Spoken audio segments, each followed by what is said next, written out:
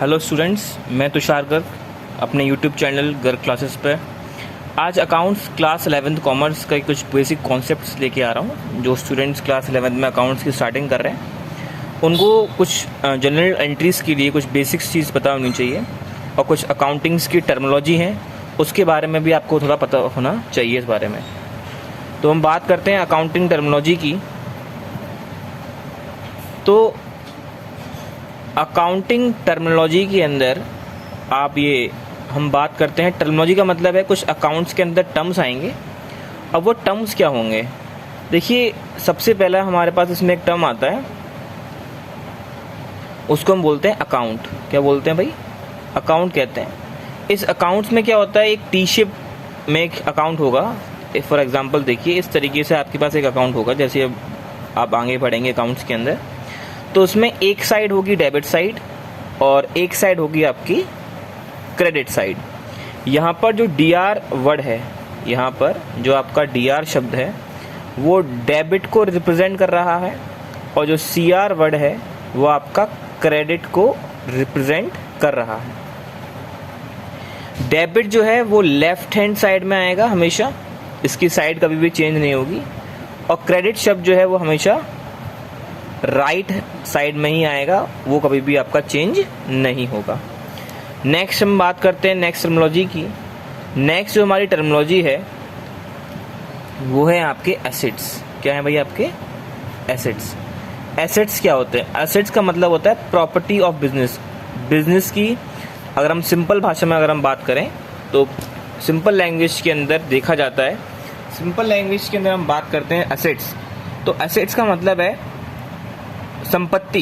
किसकी? बिजनेस की। बिजनेस की जो संपत्ति होती है, जो प्रॉपर्टी होती है, उसे क्या बोलते हैं? आपका एसेट्स कहते हैं। जैसे कि for example land, building, plant and machinery. ठीक है, ये सब क्या है आपके?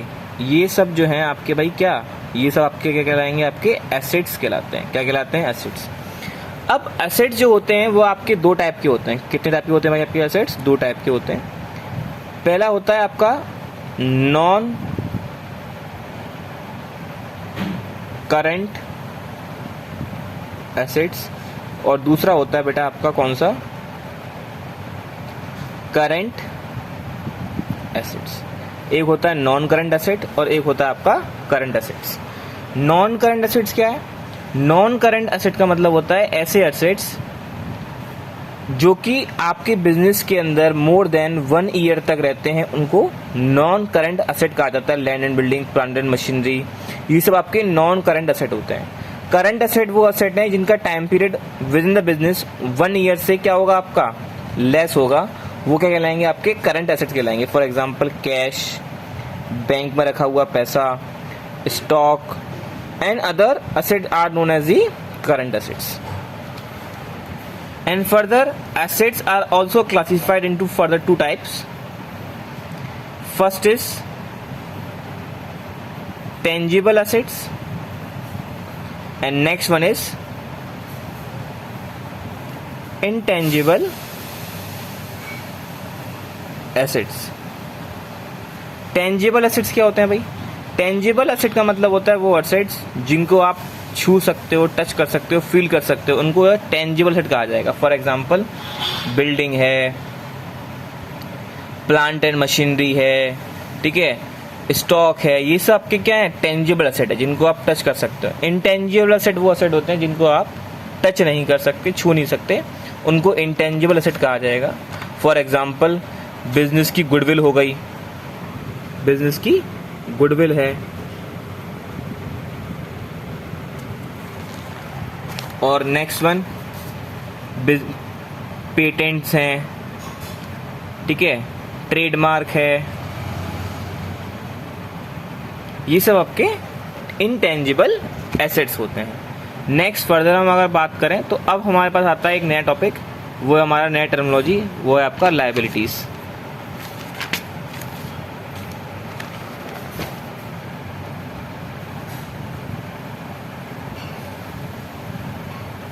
क्या है शब्द हमारे पास बेटा? लायबिलिटीज शब्द है। लायबिलिटीज क्या होती है भाई? What are liabilities? लायबिलिटीज़ का मतलब होता है बिजनेस के जो कर्ज होते हैं, जो पैसा बिजनेस को किसी को चुकाना पड़े उसे क्या बोलते हैं, लायबिलिटीज़ कहा जाता है। The sum which haves to be repay by the business is known as the liability. कोई भी पैसा जो बिजनेस को किसी को लौटाना पड़े वो लायबिलिटीज़ कहलाएंगी। अब लायबिलिटीज़ भी दो टाइप की होती हैं, एक होती है नॉन करंट लायबिलिटी और दूसरी होती है आपकी कौन सी, current liability. Non current liability क्या है भाई? नॉन करंट लायबिलिटी का मतलब होता है वो लायबिलिटी जिसको बिजनेस मोर देन 1 ईयर तक चुकाने वाला है। मतलब ऐसा कर्ज, ऐसी लायबिलिटी जो कि बिजनेस ने 1 साल से ज़्यादा समय तक ले रखी है, उसे नॉन करंट लायबिलिटी कहा जाता है। जैसे लॉन्ग टर्म बैंक लोन हो गया, ठीक है, डिबेंचर्स हो गए, तो ये नॉन करंट लायबिलिटीज़ में आते हैं। उसके बाद करंट लायबिलिटीज़ में क्या आते हैं, करंट लायबिलिटीज जो कि शॉर्ट टर्म के लिए विद इन द 1 ईयर जो पैसा बिजनेस चुका देगा उसे करंट लायबिलिटीज कहते हैं। एग्जाम्पल, क्रेडिटर्स, देखिए क्रेडिटर्स हो गए आपके, उसके बाद आपका बैंक ओवरड्राफ्ट हो गया, तो इन सबको हम क्या बोलते हैं, करंट लायबिलिटी कहा जाता है।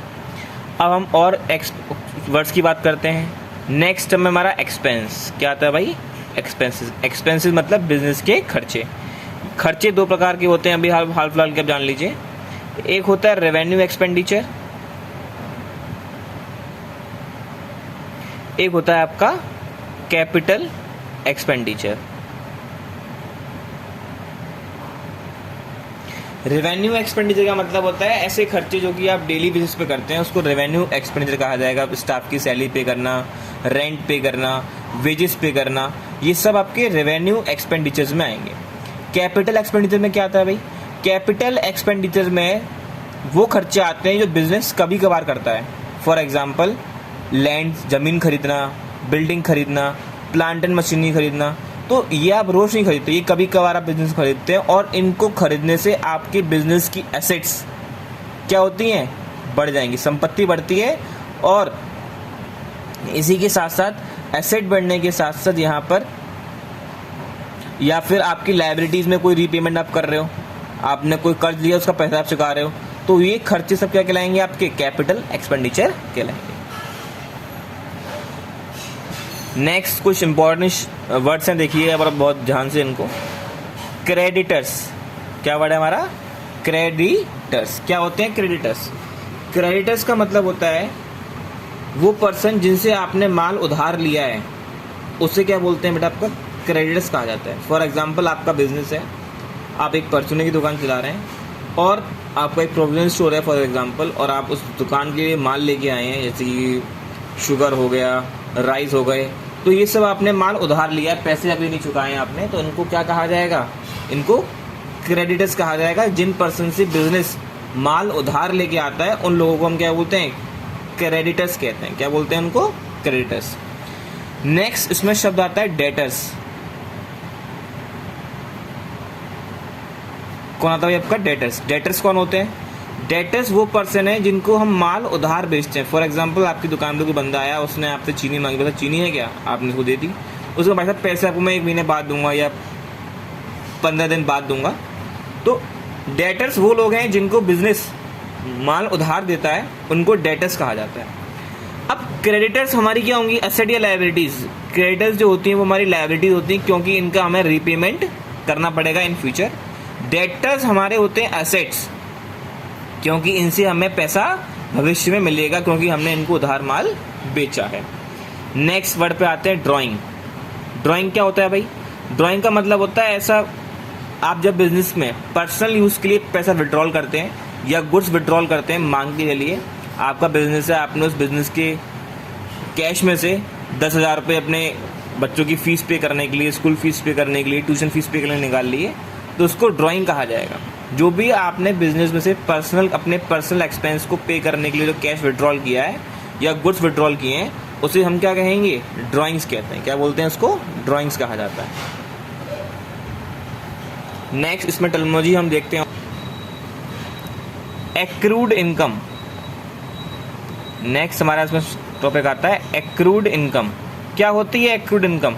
एक्रूड इनकम का मतलब होता है ऐसी इनकम जो आपने कमा तो ली है पर लेकिन आपको रिसीव्ड नहीं हुई है, उसे बोलते हैं एक्रूड इनकम। फॉर एग्जांपल मैंने आपको ट्यूशन पढ़ा दिया 1 मंथ, लेकिन आपने मुझे फीस नहीं दी है, मेरी फीस ड्यू हो चुकी है, तो ये मेरे लिए क्या है? ये मेरे लिए एक्रूड इनकम कहलाएगी।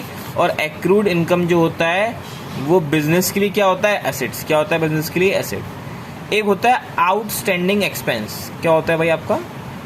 Outstanding expense. आउटस्टैंडिंग एक्सपेंस का मतलब होता है ऐसा खर्चा जो ड्यू है पर लेकिन आपने पे नहीं किया। फॉर एग्जाम्पल मेरे यहाँ पर स्टाफ काम करता है, उसने मेरे यहाँ पर 1 महीने काम कर लिया लेकिन मैंने उसको भी सैलरी पे नहीं करी है, तो सैलरी मुझे पे तो करनी पड़ेगी, अभी नहीं तो फ्यूचर में करनी पड़ेगी।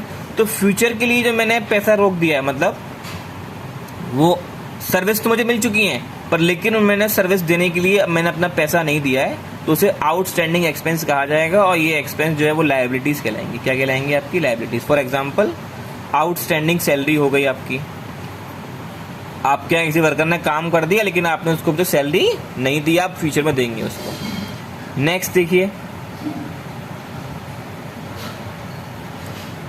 अनएक्रूड इनकम। अनएक्रूड इनकम या फिर इसको हम इनकम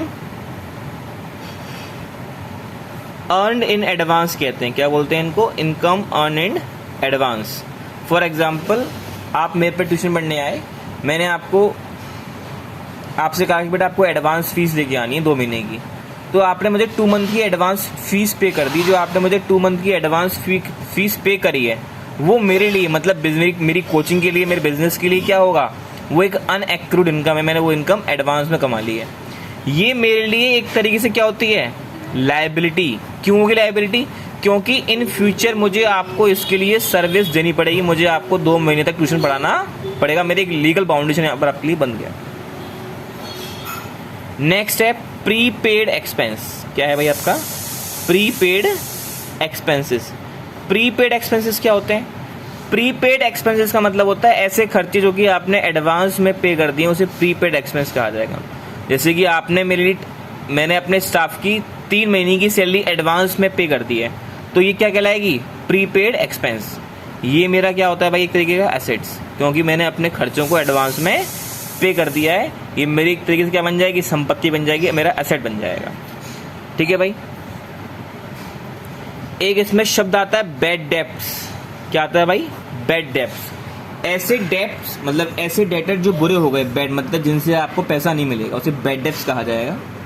फॉर एग्जाम्पल मैंने किसी पर्सन को माल उधार बेचा लेकिन उससे मुझे पैसे वापस नहीं मिले, उसने मेरा पैसा मार लिया, तो उसे हम क्या बोलेंगे? बैड डेब्ट्स कहा जाएगा। क्या कहा जाएगा उसे? Bad debts. ये मेरा तरीका क्या होता है? लॉस। क्या भाई मेरा तरीका? लॉस होता है ये। नेक्स्ट इसमें टर्म आता है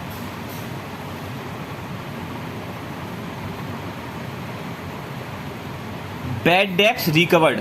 क्या आता है? Bad debts recovered. Bad debts recovered का मतलब होता है कि ऐसे डेटर्स जो पहले बैड डेब्ट्स हो चुके थे, मतलब इनको आपने पहले बैड डिक्लेयर कर दिया, मतलब इनसे आपको पैसे नहीं मिलने थे, लेकिन ये कभी आपको 2 महीने बाद या 4 महीने बाद या 1 साल बाद आपको पैसे लौट आ गए, तो इनको हम क्या बोलेंगे? बैड डेब्ट्स रिकवर्ड कहा जाएगा। और ये आपकी एक इनकम का सोर्स होता है। नेक्स्ट हम आते हैं, नेक्स्ट हमारे पास जो है कुछ और शब्द हैं। देखिए, सेल। सेल का मतलब क्या होता है? सेल का मतलब जिस चीज़ का भी आप बिजनेस कर रहे हैं, उस गुड्स वहाँ पर जो आप भी गुड्स परचेज करके लेके आए। सेल से पहले आप देखिए परचेज। परचेज का मतलब क्या है? जिस चीज़ का भी आप व्यापार कर रहे हैं, जिस चीज़ का भी आपका बिजनेस है, जिस भी गुड्स को आप सेल आउट करते हैं वो आपकी क्या कहलाएगी? परचेज कहलाएगी। फॉर एग्जाम्पल अगर आपकी मोबाइल की शॉप है, तो मोबाइल की शॉप में जो आप भी गुड्स मोबाइल आप बेचने के लेके आए हो खरीद कर, वो आपकी परचेज कहलाएगी। परचेज 2 टाइप से कर सकते हो, एक होती है कैश और एक होती है आपकी क्रेडिट। कैश मतलब नगद में माल खरीदा गया, क्रेडिट मतलब उधार परचेज, जो आपने माल उधार खरीदा है। एक होता है परचेज रिटर्न। क्या होता है बेटा आपका? Purchase return. परचेज रिटर्न क्या होता है? खरीदा हुआ माल वापस कर देना। मान के चलिए आप अपनी दुकान पे बेचने के लिए मोबाइल लेके आए, उस मोबाइल में कुछ डिफेक्टिव कुछ निकला या कुछ दिक्कत आ गई, तो आपने उसको सप्लायर को वापस कर दिया, तो उसको हम क्या बोलेंगे? परचेज रिटर्न, या इसको आपका रिटर्न आउटवर्ड भी कहा जाता है। क्या कहते हैं इसको हम? Return outward. नेक्स्ट है इसके अंदर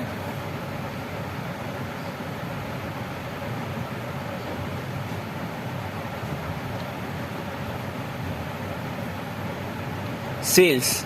सेल्स क्या होती है? जो गुड्स इसका व्यापार कर रहे हैं, जैसे कि मोबाइल का बिजनेस कर रहा था, मैंने मोबाइल को सेल कर दिए, जो गुड्स आपने रीसेल कर दिए उसे सेल कहा जाता है अपने ग्राहक को। सेल दो टाइप की होती है, एक होती है कैश सेल और एक होती है आपकी क्रेडिट सेल।